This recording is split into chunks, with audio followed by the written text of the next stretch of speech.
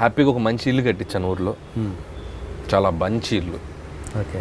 ఒక 2 ఫ్లోర్స్ వేసాము. హ్యాపీగా ఇంట్లో ఇద్దరు, మా అమ్మ నాన్నగారు వీకెండ్స్ వస్తే మంచి సరదాగా సినిమాకి వెళ్తారు. ఓకే. ఊళ్ళో మా అమ్మగారు పూజలు చేసుకుంటూ, మా నాన్నగారు ఊర్లో చిన్న చిన్న పనులు చేసుకుంటూ హ్యాపీగా ఎంజాయ్ చేస్తున్నారు. మంచి మంచి ఇన్వెస్ట్మెంట్స్ ఎవరిని ఉంటే ఆయనే ప్లాన్ చేస్తుంటారు అక్కడ నుంచి.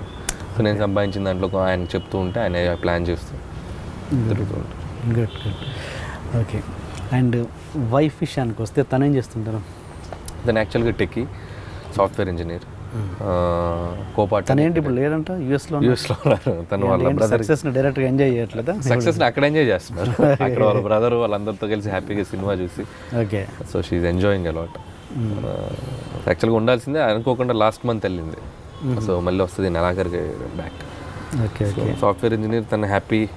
పాప తన స్కూల్కి దింపడం, తన ఆఫీస్కి వెళ్ళటం, స్కూల్కి రావటం, నాకు స్కూల్ నుంచి పాపని తీసుకురావడం, నాకు వండి పెట్టడం. సో 3 పాత్రలు.